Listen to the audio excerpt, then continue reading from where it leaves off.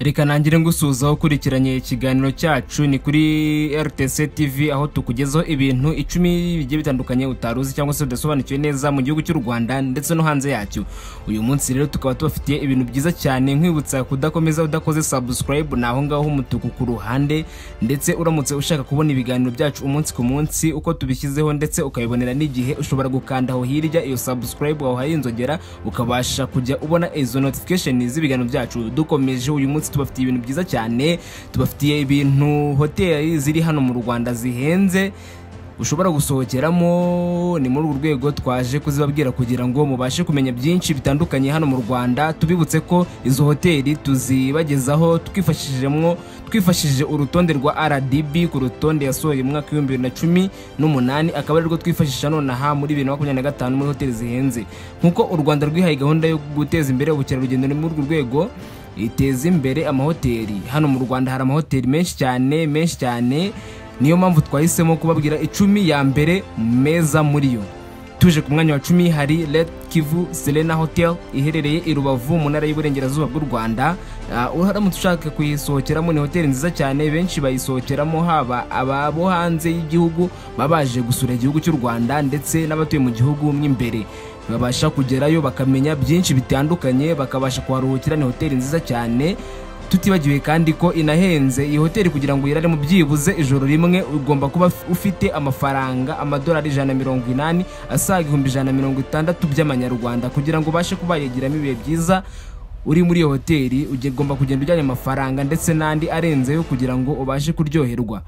Reka tuze ku mwanya wa 9 turasanga Hotel Golden Tulip La Palisse iherereye i Nyamata, ni muri birometero bike urenze umujyi wa Kigali. Iyi hoteli ikaba izwiho no kwakira abakobwa baba ari guhatanira ikamba rya Nyampinga, bakaba ariho bajya muri bootcamp kuruhukira ndetse no gufatira iyindi myiteguro, bagakora ibizamini n'ibindi byose bakorera hariya murabizi mwese. Ikindi iyi hoteli kugira ngo uyiraremo cyangwa se wagiramo ibihe byiza ugomba kuba ufite amafaranga byibuze amadolari 180 kugira ngo ubashe kuba wararamo ijoro rimwe gusa asaga 140 hafi aho by'amanyarwanda.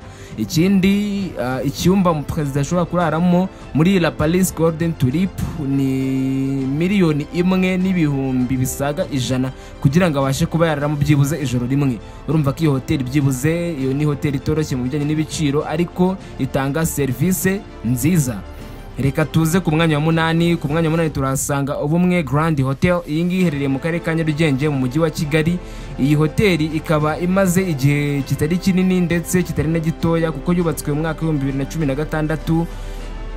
Ikaba yarubatswe kandi mu gihe gito cyane. Iyi hoteli rero ni hoteli ibasha gusohokerwamo abantu bavuye hanze y'igihugu, abari mu gihugu bakabasha kubagira ibihe byiza. Iyi hoteli nayo ntago ihendutse, ibisaba amafaranga atari menshi cyane kandi atari na make cyane. Nanone Ubumwe Grand Hotel ni imwe muri hoteli zifite ibyumba byinshi kandi nziza cyane nk'uko nahoze mbivuga. Iyi hoteli ikaba ifite ibyumba bisaga 150 kugira ngo urare mu cyumba kimwe byibuze ijoro rimwe ugomba kuba witwaje amadolari 170.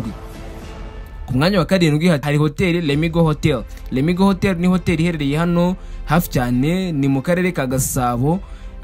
Iyi hoteli ikaba ifite inyenyeri 4, ikaba ibasha kwakira amanama atandukanye iyo hirya no hino haba ku nzego za leta ndetse n'izindi nzego zose, ndetse ikaba ibasha no kwakira abantu benshi mu gihe gitoya cyane kandi ikanabahereza service nziza. Iyi hoteli ni imwe muri hoteli zitamaze igihe kinini cyane hano mu mujyi wa Kigali ariko zikabasha gutanga service nziza zikora neza. Ikindi ikaba kugira ngo uyiraremo ukaba ugomba kwitwaza byibuze amadolari 150 asaga 130 by'amanyarwanda kugira ngo ubashe kuba wahagirira ibihe byiza cyangwa se kugira ngo ubashe kuba waharara, nuko ugomba kuba ufite ayo mafaranga. Ku mwanya wa 5 hari Sabyinyo Silverback Hotel. Iyi hoteli ikaba iherereye mu ntara y'Amajyaruguru mu karere ka Musanze, ikaba ituriye kandi ibirunga, ikaba ikunda gusurwa na ba mukerarugendo ndetse n'abandi bose bagiye gusura ibintu bitandukanye biri muri kare karere bakabasha kuharara. Yego, kugira ngo bakomeze kugira gahunda zabo neza. Kubera iyi hoteli ndetse no komeza gutemberezwa Paris y'ibirunga hatarimo no kureba ingagi, bitwara hagati y'amadolari 750 ku madolari kugeza ku madolari 1050 mu gihe ushaka kurara muri iki cyumba gihenze. Mu gihe ushaka kurara mu cyumba gihenze hano wishyura amadolari byibuze 1750 kugira ngo ubashe kujya muri Sabyinyo Silverback Hotel. Reka tuze ku mwanya wa 4 turahasanga Marriott Hotel Kigali. Iyi hotel ikaba yarafunguwe mu mwaka wa 2016, ntago ari kera cyane, ni vuba cyane, ariko iyi hotel ni imwe muri hoteli zitanga serivisi nziza, zifite ibyumba byinshi abantu bashobora kuraramo, abantu bashobora kuruhukiramo. Iyi hotel ikaba iherereye mu karere ka Nyarugenge, ikaba ikora neza cyane, ifite serivisi nziza. Iyi hotel ni imwe muri hoteli zifite ibyumba byinshi, nakomeje mbisubiramo, ifite ibyumba 250. Kugira ngo ubashe kuba wararamo byibuze mu cyumba kimwe ugomba kuba ufite amafaranga yawe amadolari 121 asaga amafaranga y'amanyarwanda 110. Hanyuma icyo ni icyumba cy'abantu basanzwe, buri wese ubishoboye ashobora kuraramo. Hanyuma hari abantu baba bafite amafaranga, baba bashaka kurara ahantu heza hadaciriritse. Uwo ngo ushaka kurara ahantu hadaciriritse yishyura amafaranga amadolari 285 kugira ngo abashe kuba yararamo rimwe byibuze ijoro rimwe muri hotel Marriott Hotel hano Kigali. Ikindi Marriott Hotel hano iri ahantu hatandukanye ku isi, ntago iri mu gihugu cy'u Rwanda gusa, ntago iri Kigali gusa, ahubwo iri n'ahandi hatandukanye henshi ku isi.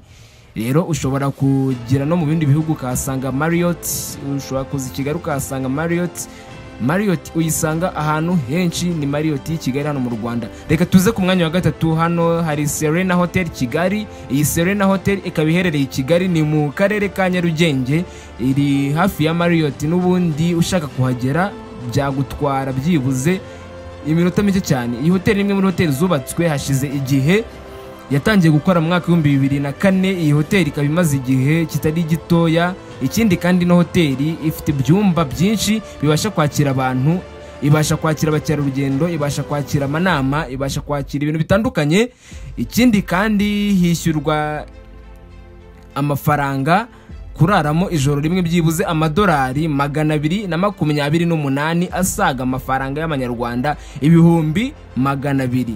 Reka dukomeze n'izindi. Twababwiye hoteli nyinshi, twababwiye ahantu ushobora cyane amafaranga ushobora kugenderaho. Tukaba tugeze ku mwanya wa 3, bivuze ko ari Serena. Wumvishe ya Serena, wumvishe ya Marriott, wumvishe amahoteli yose byibuze ijoro rimwe nibivuza kuhagira ibihe byiza, cyangwa se wari waratinye uzi ko hari andi mafaranga, nagushishikariza nawe kugira byibuze experience yo kurara muri Serena Hotel byibuze nk'ijoro rimwe. Serena Hotel kandi ni imwe muri hoteli zibasha kuba zagira ibyumba birenze kimwe byo kwakiramo abayobozi cyangwa se abakuru b'ibihugu batandukanye. Ni muri urwo rwego tugiye no kubabwira ibiciro by'ahantu abakuru b'ibihugu cyangwa se abantu badasanzwe bashobora kurara mu icyumba ashobora kurara mu byibuze ijoro rimwe. Yishyura amadolari 3,400. Amadolari 3,400 asaga miliyoni 3 z'amanyarwanda. Urumva ko atari amafaranga make cyane.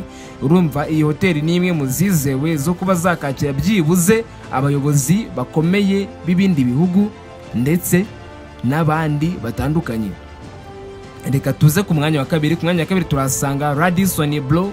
Radisson Blu ikaba iherereye hano Kimihurura hafi ya Convention Center.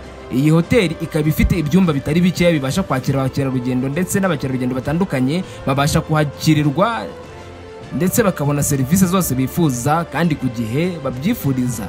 Iyi hoteli ifite ibyumba bitari bike cyane, ifite ibyumba bisaga 290. Iyi hoteli yatangiye mu mwaka wa 2016 nibwo yatangiye kujya yakira abantu, itangira kugikora, kandi nimwe muri hoteli zubatswe mu gihe gito cyane. Iyi hoteli si abantu basanzwe bashobora kwakira gusa, ibasha kwakira n'abayobozi batandukanye baturutse mu bindi bihugu, baturutse hirya no hino ku isi mu mpande zitandukanye z'isi.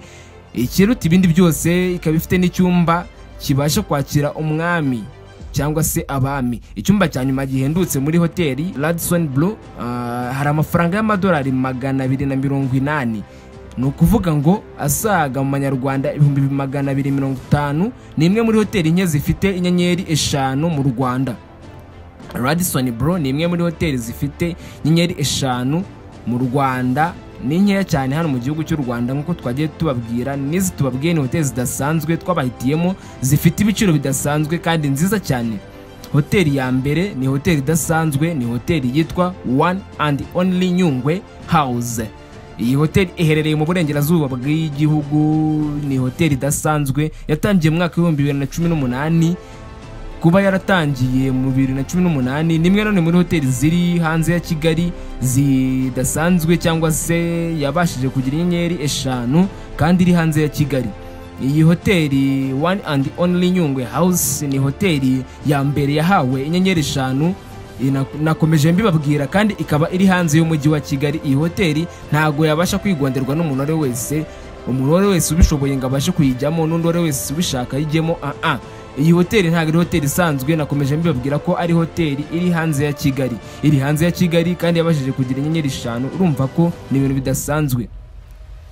Iyi hoteli rero ibasha kwakira abakerarugendo n'abandi bose n'abaje muri Nyungwe, abaje gusura ibintu bitandukanye mu burengerazuba bw'igihugu cy'u Rwanda. Iyi hoteli ntago ibasha kwigonderwa n'umuntu ari wese, kuko icyumba kimwe byonyine kuraramo ijoro rimwe amafaranga make ashoboka ni 1,900 cy'idolari, asaga amafaranga y'amanyarwanda 700. Ayo niyo mafaranga make, kugira ngo byumve neza ko ari ibintu bitoroshye kugira ngo urare muri hoteli. Nuko umwarimu byibuze uhembwa amafaranga 45 by'amanyarwanda agomba gusevinga byibuze, ntako atagize agasevinga amezi 37 kugira ngo abashe kwigondera kino cyumba. Ni imyaka 3 n'ukwezi kumwe nta mafaranga na rimwe akoresha ku mushahara yinjiza.